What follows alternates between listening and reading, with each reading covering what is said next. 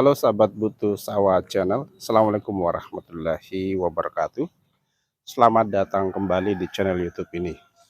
Pada konten kali ini kembali kami hadir untuk memberikan informasi seputar kegiatan budidaya tanaman asolla.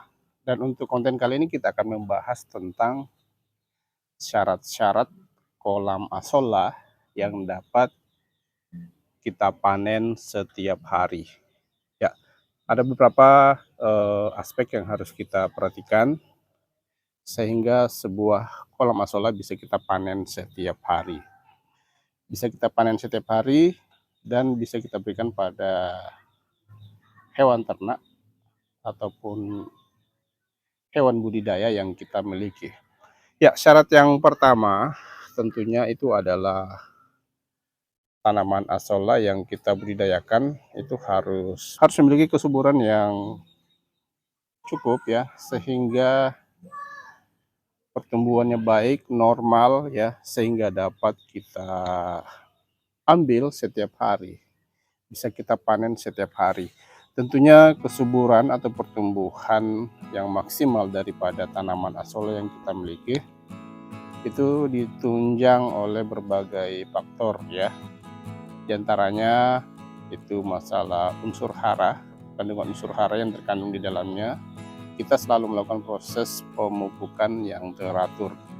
Kemudian yang kedua, pancaran sinar matahari mendukung ya. Cahaya matahari cukup terhadap tanaman asolla, dan kita juga melakukan proses pemeliharaan yang optimal setiap harinya. Itu yang pertama. Terus yang kedua, dari segi ukuran kolam asolla yang bisa kita panen setiap hari itu minimalnya berukuran 5 meter persegi.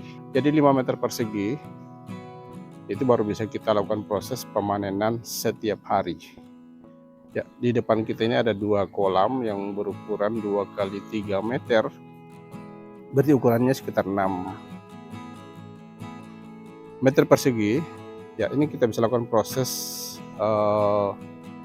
pemanenan setiap hari ya.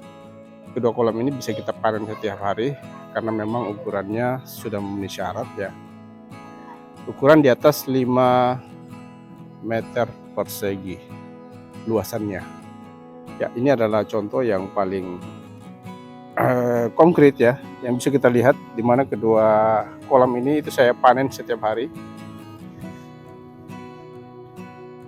Untuk kita berikan pada ternak yang kita miliki. Ya, kemudian selanjutnya persyaratan untuk kita bisa panen setiap hari adalah kolam yang kita panen dengan jumlah kebutuhan pakan yang tidak lebih dari 20%. Ya, 20% per hari dalam artian bahwa proses pemanenannya itu kita panen tidak melebihi 20% dari keseluruhan tanaman asolla yang ada pada kolam yang kita panen. Ya, dengan asumsi bahwa dengan hanya memanen 20% per hari, maka tumbuhan tersebut itu tetap bisa, maka tumbuhan asolla yang ada di kolam tersebut itu masih bisa tumbuh melebihi jumlah tanaman asolla yang kita ambil setiap hari. Jadi jumlah pertumbuhannya atau perbanyakan daripada asolla itu melebihi jumlah asolla yang kita ambil atau yang kita panen setiap hari. Ya, sahabat YouTube sekalian, jadi mungkin itu 3 aspek atau 3 persyaratan tanaman asolla yang bisa kita panen setiap hari. Sebagaimana kita pahami bahwa tanaman asolla merupakan salah satu pakan alternatif, pakan hijauan alternatif untuk hewan ternak yang memiliki kelebihan. Salah satunya itu adalah pertumbuhannya sangat cepat dan baik dan optimal ya, apabila kita melakukan proses pemeliharaan secara optimal pula. Ya, sering sekali kita katakan bahwa tanaman asolla itu mampu tumbuh hingga 30% per hari.